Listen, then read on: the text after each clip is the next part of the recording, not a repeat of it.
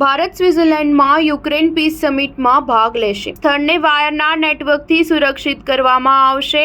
Russia ચીન Saudi કોન્ફરન્સમાં ભાગ લેશે નહીં. રશિયા અને યુક્રેન વચ્ચે 840 દિવસ સુધી ચાલેલા યુદ્ધ વચ્ચે સ્વિટ્ઝરલેન્ડના બર્ગેનસ્ટોક રિસોર્ટમાં આજે પીસ સમિટ શરૂ થશે. આ 2 દિવસ લાંબી સમિટ યુદ્ધને રોકવા માટે અત્યાર સુધીની ચોથી સમિટ હશે. આ પહેલા કોપનહેગન, જેદ્દાહ અને માલ્ટામાં 3 સમિટ યોજાઈ ચૂકી છે. સ્વિસ સત્તાવાળાઓએ કોન્ફરન્સ માટે 160 દેશોને આમંત્રણ આપ્યું હતું, જેમાંથી ભારત સહિત લગભગ 90 દેશોના નેતાઓ અથવા પ્રતિનિધિઓ તેમાં ભાગ લેશે.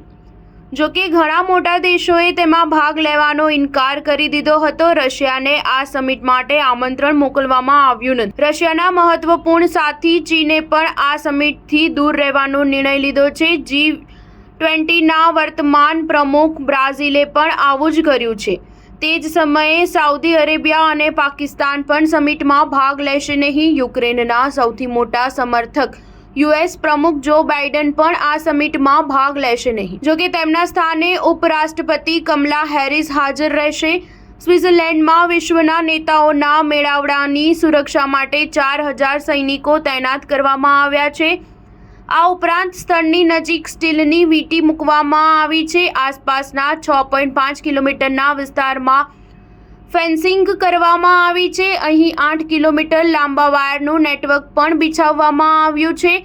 સમિટ પહેલા પીએમ મોદીએ શુક્રવારે ઇટલીમાં યુક્રેનના રાષ્ટ્રપતિ વોલોદિમીર ઝેલેન્સ્કી સાથે મુલાકાત કરી હતી. પીએમએ ઝેલેન્સ્કીને કહ્યું કે ભારત રશિયા યુક્રેન સંઘર્ષના શાંતિપૂર્ણ ઉકેલનું સમર્થન કરે છે.